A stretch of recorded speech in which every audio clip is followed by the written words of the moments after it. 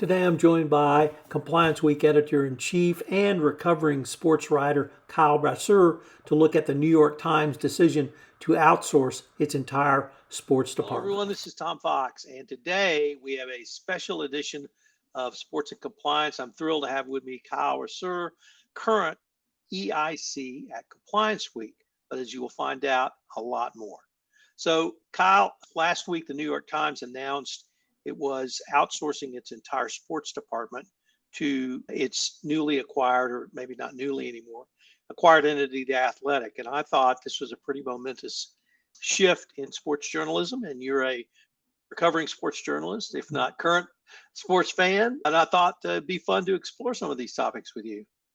Yeah, thanks, Tom. Thanks for having me on the podcast. I really appreciate the opportunity. And recovering is a really good way to put it. I don't know if you ever fully recover from your years as a sports journalist. It is a job that can take a lot out of you, but it's one that is just the tough. Great to be able to talk about this here. I guess I wanted to start with what my view as a sports journalist, I want to say at the bottom, but that by no means indicates it is anything less important than anything else, and that's the beat reporter. And maybe you could tell us about what's the role of a beat reporter, and should the nation's preeminent newspaper, I know that's a little New York centric view, be having guys out doing beats like you did, and why you do or do not think that's important.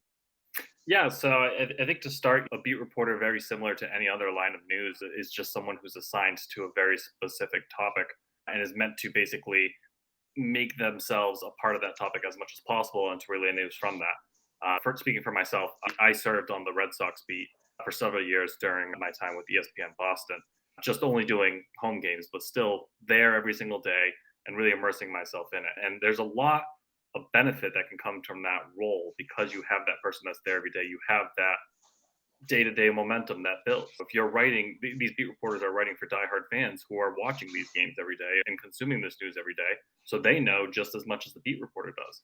And it's the reporter's job to give them that sort of inside look of here's what's actually happening here.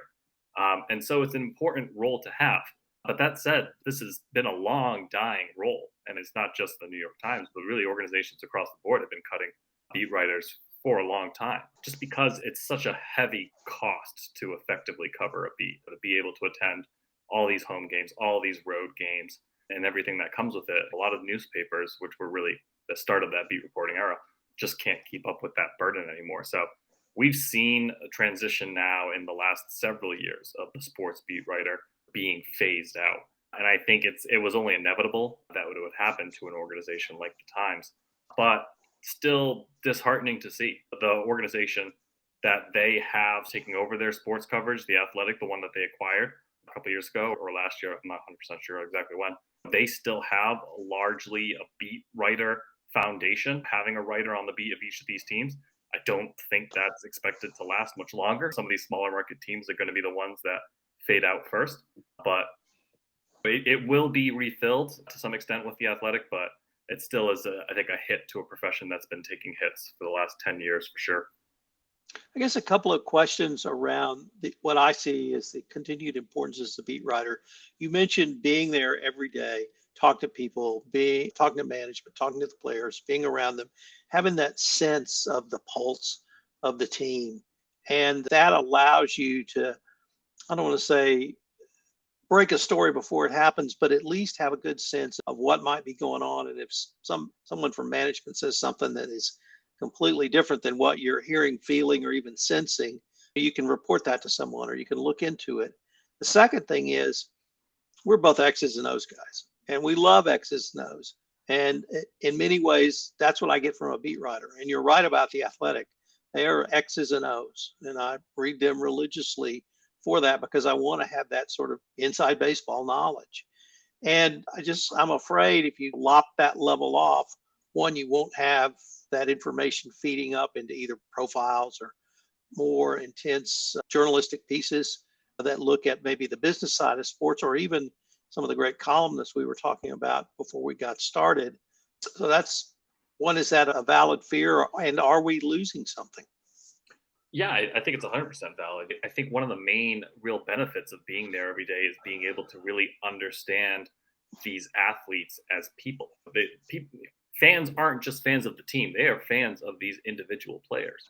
And so when you're there and you're able to see how they react on the day to day, especially in those moments where they're not necessarily in front of the camera, these are all individuals who receive a ton of media training. This is the way that you act when you're on camera, and these are the way you respond to questions in order to make sure that nobody gets in trouble or whatever that might be. You're losing the individual in that a little bit. And so being a beat writer in the room, you get to pick those pieces back up. I think a lot of the stories I wrote that had the strongest starts were just more anecdotal than anything else. It wasn't necessarily a moment from the game, whatever it might be, but it was just a moment, a genuine sort of moment that would happen behind the scenes or whatever. You really want to make people feel like they're there.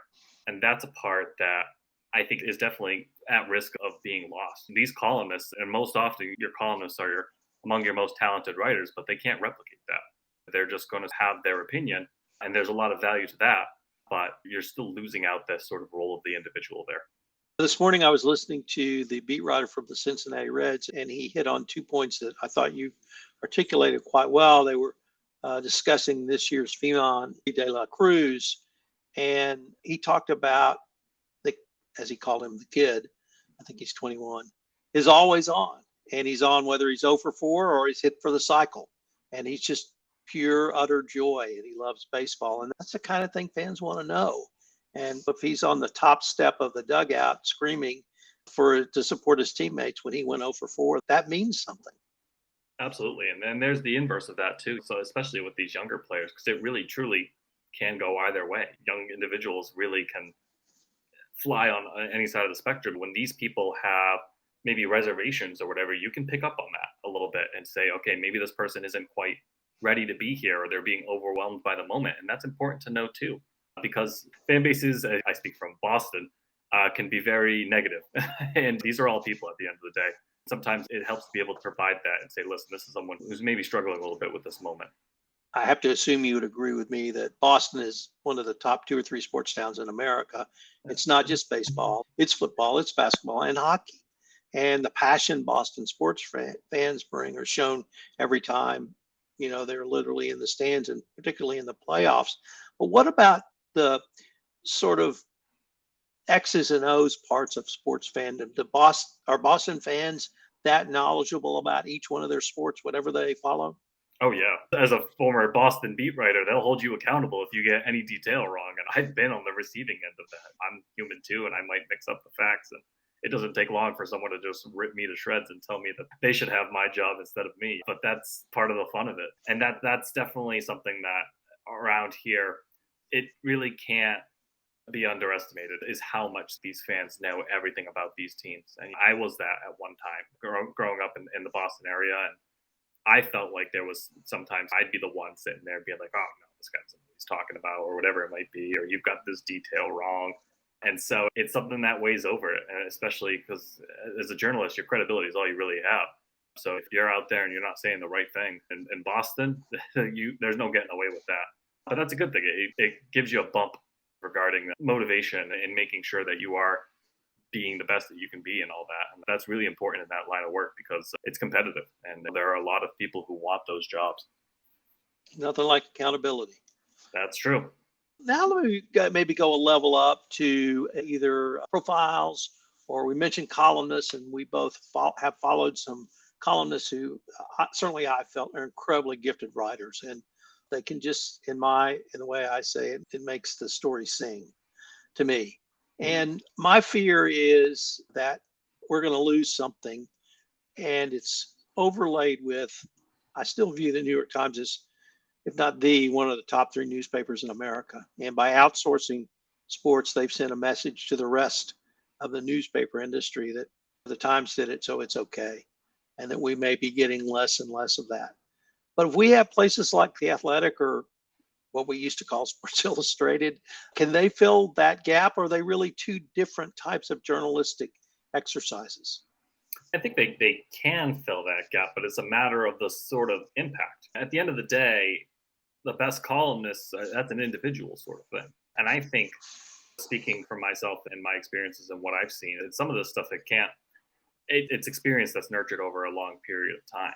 And so you need to be able to have the ability to bring that person up and bring them along to get to that level. The best I ever saw do it was Jackie McMullen, and I think many people would agree with that take. And Jackie was just a natural talent for it. She'd come in having not been there for a month or so and would tell the best story. And it's just, that's a talent that was built up over years of experience. But I think there's a level that they can replicate it, but it's just a matter of the impact overall, that platform that story is going to be told. Sometimes some of the better stories you'll read are on smaller sites. In Boston, there's a website that is dedicated solely toward covering the minor leagues of the Red Sox, and they put out some great content, and not many people know about it because they're not focused on the minor leagues. So it's all about that platform. And so when you lose something like the Times, which is one of the largest newspapers, everyone knows the Times. When sports loses that level of attention that's being paid to it, especially if I'm readers who might not necessarily be diehard sports fans, who might just be interested in the human interest aspect of it. Let me learn more about this person who is a celebrity or an icon to other people. Yeah, that's a huge loss. It's a huge loss for sports. It's a huge loss for these players to be understood as individuals. And it's just not fair for the Athletic or anywhere else to pick that up because they're not those outlets. Take things a little bit different directions. My sense is that certainly at the Times, but the Herald and the Globe and other top newspapers, there are some fairly rigorous journalistic standards. And that I don't know exactly how many levels the story will be vetted up, but if it's anything controversial, it's going to have several sets of eyes on it. And there may be some very hard questions asked of reporters about information, about sources, about a variety of things. And I guess one of my concerns is we might lose that sort of internal vetting process by moving to an outsourced model. Any thoughts one way or the other on that? Yeah, we've lost a lot of that even with the advent of social media. Now everyone's a reporter. In baseball off season, you see these people breaking news of trades or whatever it is that are, who the heck is this person? They've got 10 Twitter followers and they're whatever it is. They just either they throw it at a wall and it ends up sticking or whatever it is, or they've got, I don't know, the pool guy for one of these players that overheard something and told his friend. It's a process that's definitely something that journalists as a whole are battling right now with the advent of social media, is the preserving the integrity of reporting. So anytime that is being negatively impacted by the decisions of these media outlets, it's a huge loss. And it's a big issue in the US right now. And one of the things that Compliance Week that we always really pride ourselves on is just being, what you're going to get from us. We're not going to put something erroneous or anything like that. I certainly never would. And I think that there's a lot of value to that. And I think our readers appreciate that. And readers will respond if they feel something's going in the opposite direction, if they feel the quality's gone down or whatever it might be. So that's always a big risk. And especially as we get more into the idea of technology taking a larger role in journalism. And that's a factor in this as well. Don't think it isn't. It's technology is capable of doing more and more these days. And soon a lot of what sports and beat writers do will become redundant. And at the end of the day, is that more valuable than the integrity to your company? Let me go also in a different direction now, because although I'm a Southerner, I'm actually a trade union guy and I have a master's degree in labor relations. And the Times is a unionized shop. The Athletic is not. And so one of the first questions to me, because my middle name is Conspiracy Tom, is looks like another union busting tactic to me. I don't know if you've ever had to be in a union, were in a union or not, but any thoughts one way or the other on that topic? I haven't been in union personally, but I do think that's a big aspect of this. It's hard not to think that, especially with the high profile union battles the New York Times has had recently. It's hard not to feel like that's part of this. But I also do think that a lot of this was planned when they acquired The Athletic. And maybe it wasn't voiced at that point in time, but you don't acquire a sports outlet that's covering as much as The Athletic does without eventually leaning into that a little bit. And I think back to the way other sports outlets have made acquisitions, and I can speak, I think, best to ESPN just because that's where I spent my time. So their acquisitions of companies like 538 and Grantland were more things that could supplement ESPN as a whole. They didn't necessarily replicate what ESPN did or stand to replace it, but they enhanced the product. Whereas The Athletic could really necessarily fill in that gap. They are equipped to do the way that they're set up, the way that they cover these teams, the way that they dedicate themselves to that all-around coverage.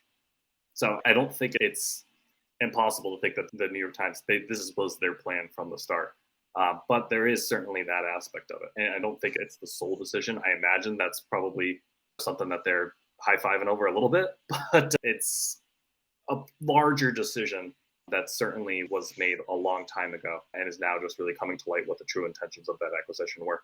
On the next question or series of questions, frankly, I cannot think of a person more well suited to answer them than you. Mhm. And it is the following.